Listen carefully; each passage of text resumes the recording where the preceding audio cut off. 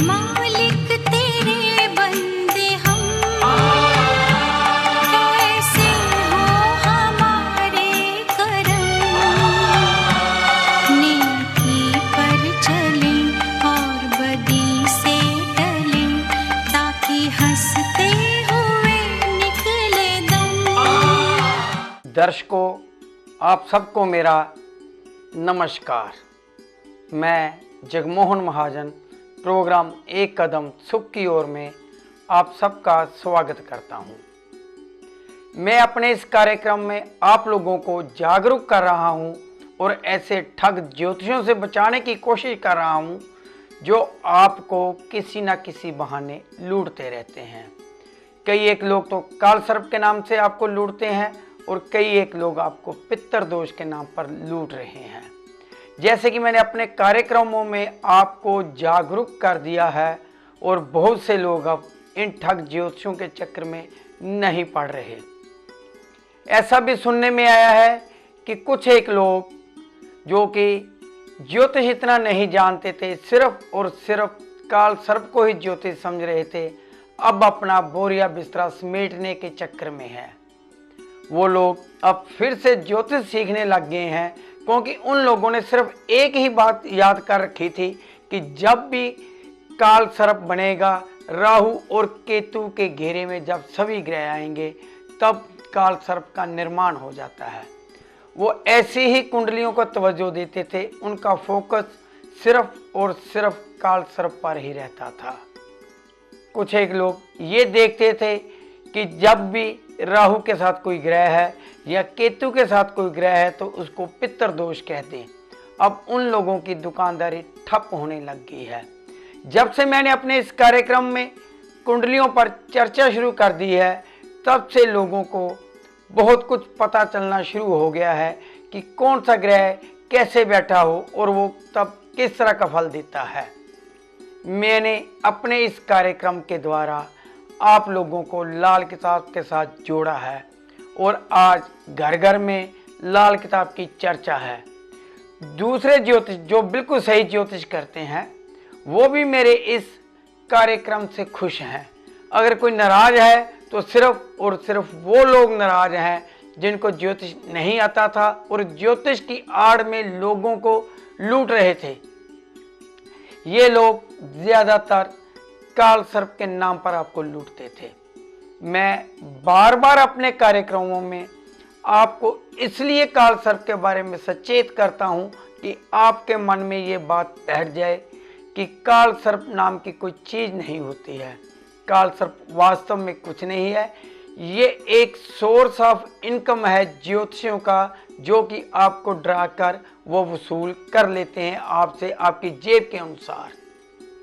अगर आप किसी बड़ी गाड़ी में आते हैं तो उनकी फीस ज़्यादा बढ़ जाती है काल सर्प वाली।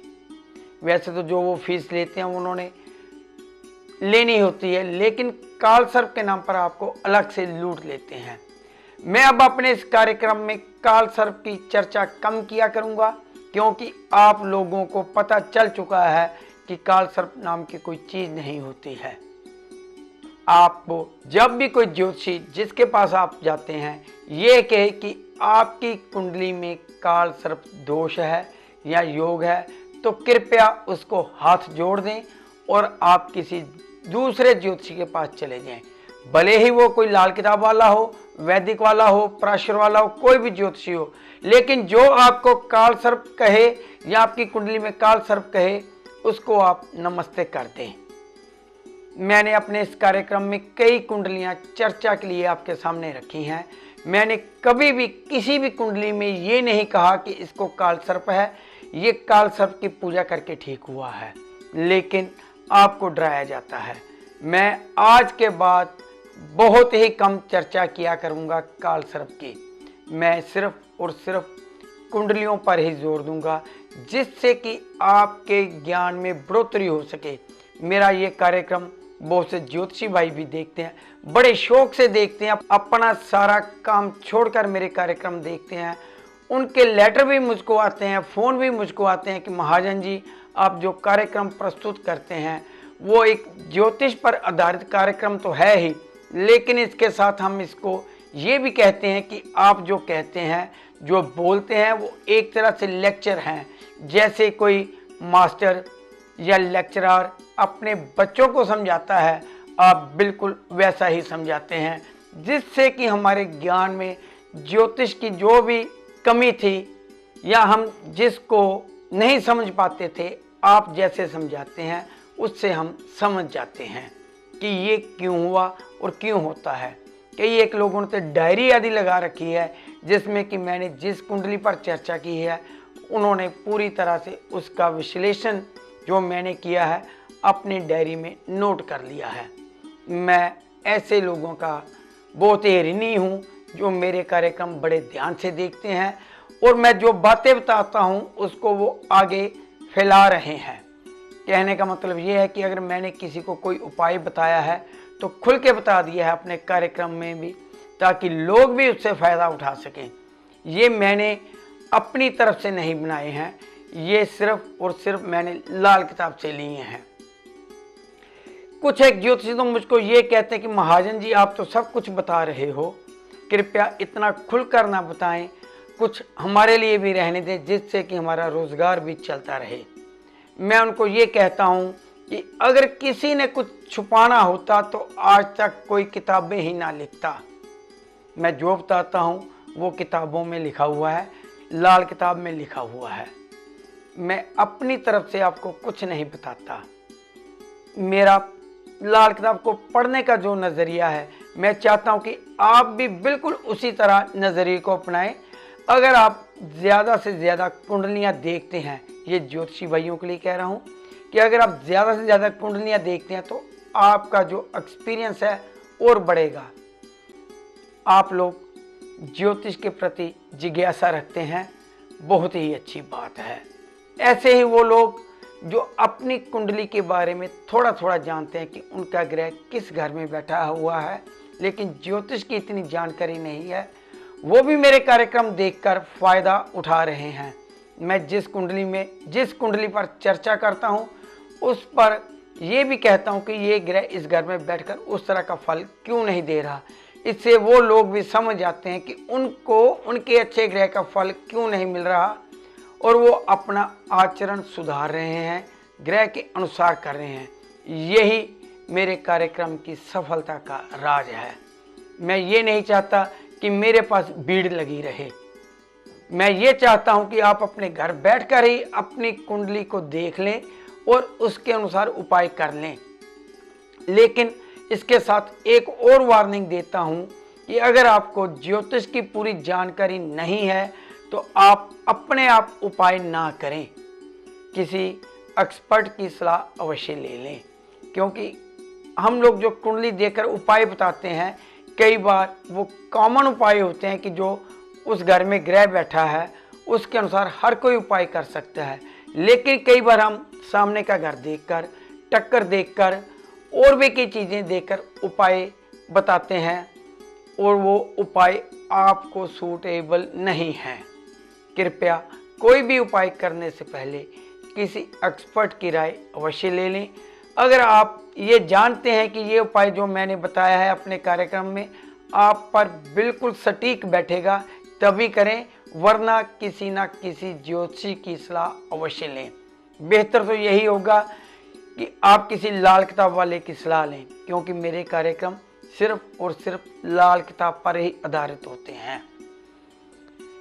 कई बार कुंडली देखकर ये नहीं पता चलता कि ये व्यक्ति क्या कर रहा है, क्या करेगा या किस तरफ जाएगा।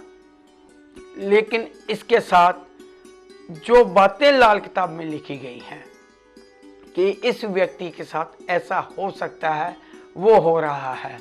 कई बार व्यक्ति आता है अपने काम धंधे के बारे में जानना चाहता है, वो नहीं बताया जा सकता, लेकिन जिंदगी के हालात बताए जा सकते हैं कि तेरे साथ ऐसा हुआ या आपके साथ ऐसा हो सकता है। वो इम्प्रेस हो जाते हैं और सदा के लिए लाल किताब के ही बन के रह जाते हैं। आज ऐसी ही एक कुंडली में आपके सामने लेकर आया हूँ, जिसका विश्लेषण करते हुए आपको कई बातों की जानकारी मिलेगी। ये व्यक्ति कोई खास अमीर घर से नहीं है, सिर्फ और सिर्फ इसका परिवार चल रहा है। लेकिन जब परिवार चल रहा है, छोटा सा काम है, तो उसके साथ साथ इसके साथ कुछ ऐसा हो जाता है कि कोई ना कोई बाहर का व्यक्ति, बच्चा इसके पल्ले पड़ा ही रहता है। 2 शादियां इसकी हो चुकी हैं और इस व्यक्ति का जन्म 18/10/1971 को हुआ। समय शाम के करीब 6:45 बजे। ये व्यक्ति चाय की दुकान करता है, जिसे कि आम भाषा में बोलचाल में रेहड़ी कहा जा सकता है। इस व्यक्ति के अपना कोई बच्चा नहीं है। 2 शादियां इसने की हैं। पहली पत्नी से छोड़कर चली गई, दूसरी शादी से भी कोई बच्चा नहीं हुआ। लेकिन ये जिस मकान में रहता है, वहाँ एक और किराएदार रहता था, जो कि अपनी पत्नी के स्वर्गवास के बाद घर छोड़कर चला गया और उसका जो बच्चा था वो उसी मकान में रह गया। वो व्यक्ति इसको बिना बताए या किसी को बिना बताए रातों रात में ही घर छोड़कर चला गया, बच्चा घर में छोड़ गया और ये व्यक्ति उस बच्चे को आज तक पाल रहा है। बच्चे इसके अपने नहीं हैं, लेकिन प्राइम ममता जिसे कहते हैं इसके गले लग गई। वो क्यों लगी, कैसे लगी, आइए आपको इस कुंडली के बारे में जानकारी देते हैं। इस व्यक्ति की जन्म कुंडली में शनि खाना नंबर 2 में, केतु खाना नंबर 4 में, सूर्य बुध और शुक्र खाना नंबर 7 में, चंद्र खाना नंबर 6 में, बृहस्पति खाना नंबर 8 में, मंगल और राहु खाना नंबर 10 में है। सूर्य बुध और शुक्र की युति ने इसकी 1 से ज्यादा शादियां करवा दी। पहली पत्नी छोड़कर चली गई, डाइवोर्स हो गया, तलाक हो गया, पंचायती तलाक हुआ। इस बहस में ना पड़कर मैं ये कहना चाहता हूं कि इस व्यक्ति ने दूसरी शादी कर ली, लेकिन वहां से भी बच्चा नहीं हुआ। बच्चा यानी कि औलाद ज्यादातर केतु से देखी जाती है। केतु खुद खाना नंबर 4 में है, जहां पर कि केतु बहुत ज्यादा अच्छी हालत का नहीं होता। केतु के खाना नंबर 4 में होने पर लाल किताब में ये लिखा गया है कि ऐसा व्यक्ति अमूमन औलाद से महरूम ही रहता है, या फिर इसके जहां 34 साल के बाद औलाद होती है। पहले भी होती देखी गई है। अगर इस व्यक्ति का बृहस्पति बहुत ही ज्यादा उम्दा हो, या ये व्यक्ति अपने गुरुओं के जहाँ जाता रहता हो, चाय की दुकान है, ऐसे व्यक्ति अपने गुरु के बारे में कुछ नहीं जानते, कुल पुरोहित के बारे में कुछ नहीं जानते, ऐसा उसने कहा था। ये नहीं कि जो चाय का काम करते हैं, रेहड़ी आदि लगाते हैं, उनको अपने कुल गुरु का नहीं पता होता, लेकिन ये व्यक्ति इस बारे में ज़्यादा जानकारी नहीं रखता था। केतु खाना नंबर 4 में औलाद तभी देगा अगर आप लोग कुल पुरोहित की सेवा करते रहेंगे। कुल पुरोहित के यहाँ आने जाने से, कुल पुरोहित के आशीर्वाद से, बड़ों बुजुर्गों के आशीर्वाद से औलाद हो ही जाया करती है। केतु खाना नंबर 4 में, बृहस्पति खाना नंबर 8 में।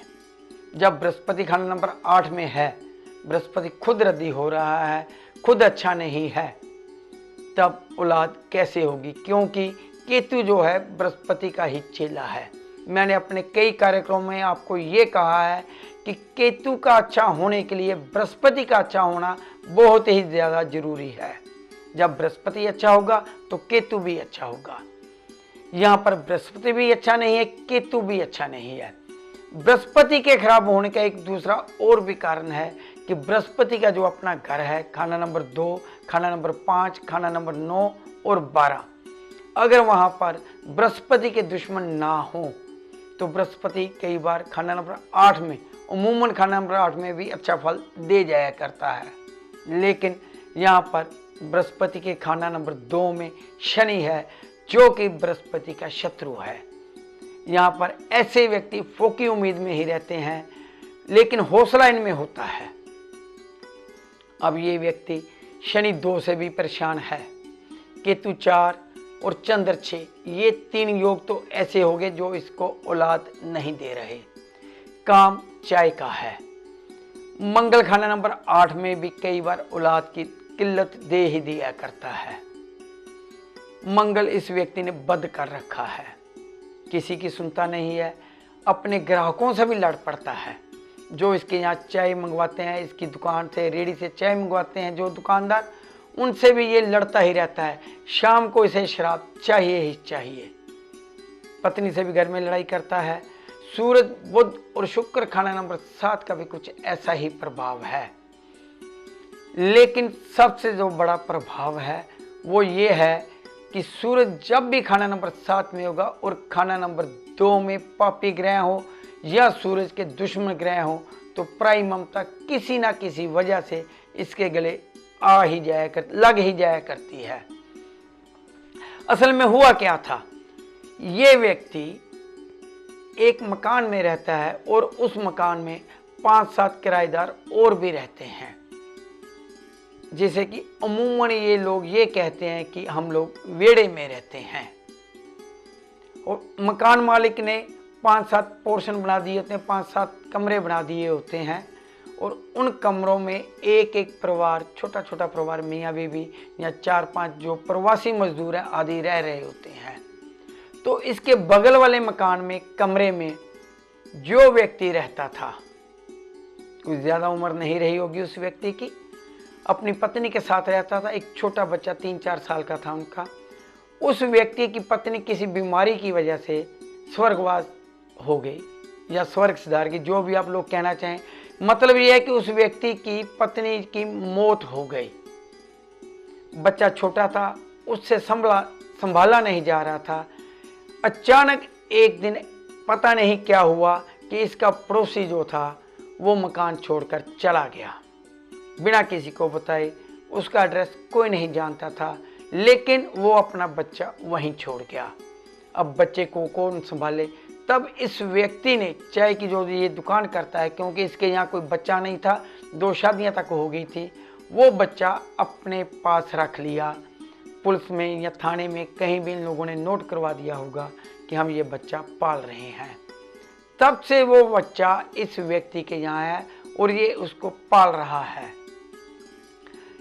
ये व्यक्ति जब मेरे पास आया था, बहुत पुरानी बात है, करीब कुछ साल 2 साल पुरानी बात है, मैं इस व्यक्ति को तब नहीं जानता था। लेकिन जब मैंने इससे ये बातें पूछी तब ये माना कि इसके साथ वास्तव में ऐसा हुआ है। प्राई ममता मैंने पूछा कोई गले लगी हुई है, तब इसने बताया कि इसके साथ ऐसे हुआ है। आज ये व्यक्ति फिर मेरे पास आया था। ये शहर छोड़ चुका है, किसी दूसरे शहर में रह रहा है। एड्रेस इसने नहीं बताया, लेकिन इसने ये कहा कि जब इसने उस बच्चे को पालना शुरू कर दिया था, वो बच्चा आज स्कूल में भी जा रहा है, तब इसके यहाँ भी एक बच्चा हो गया। उसके बाद ये कुदरत की देन, भगवान की देन है।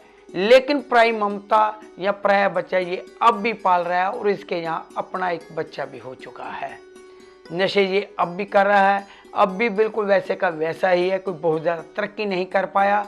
मेरे को लगता है कि ये व्यक्ति ज़्यादा तरक्की भी नहीं कर पाएगा, क्योंकि बृहस्पति 8, शनि 2, ये भी एक तरह से दरिद्र योग ही है। और मंगल और राहु का खाना नंबर 8 में होना भी कोई खास अच्छा नहीं है। सबसे ज़्यादा जो इसको मार पड़ रही है सूरज, बुध और शुक्र की खाना नंबर 7 में होने की पड़ रही है। इच्छा नहीं है इसकी आगे बढ़ने की, क्योंकि अगर इसमें इच्छा होती तो ये मेरे कहने पर शराब और अपनी बुरी आदतें, गंदी आदतें छोड़ चुका होता और आज हो सकता है कि ये व्यक्ति भी तरक्की की राह पर होता। प्राई ममता इसके गले लगी ही रहेगी। कोई ना कोई ये बच्चा और भी पालेगा, जैसा कि इसने कहा है कि इसके पास एक बच्चा और है जो पड़ोस में है, वो भी इसके पास ही रहता है। उसके माँ बाप आपस में लड़ते रहते हैं। मतलब ये है कि ये व्यक्ति किसी ना किसी और के बच्चे को पालता ही रहेगा, चाहे इसकी उतनी हिम्मत हो या ना हो। ये है लाल किताब के अनुसार इस कुंडली का विश्लेषण कि सूरज खाना नंबर 7 और शनि खाना नंबर 2 होने पर प्राई ममता गले लगी ही रहेगी। किसी ना किसी का ये बच्चा पालता ही रहेगा, वो चाहे पड़ोसी का हो, चाहे इसके भाई का हो, चाहे किसी दूसरे का हो। दर्शकों, इसके साथ ही इस कुंडली का विश्लेषण मैं ख़त्म करता हूँ। कल किसी नई कुंडली के साथ, किसी नए विषय पर आपके साथ बात होगी। नमस्कार। ज्ञान और आपके हर सवाल से जुड़ा प्रोग्राम एक कदम सुख की ओर, जहां आपसे मिलेंगे लाल किताब के एक्सपर्ट और प्रसिद्ध ज्योतिषी श्री जगमोहन महाजन। अगर आप अपनी किसी समस्या का ज्योतिष द्वारा समाधान चाहते हैं तो कृपया हमें इस पते पर मिलें या पत्र लिखें। हमारा पता है एक कदम सुख की ओर, care of Jagmohan Mahajan, Mahajan travel services, shop number 4, Gyan Singh Radewala market, near Preet palace cinema, Ludhiana. Appointment लेने के लिए कॉल करें 9780000747, 98726464747।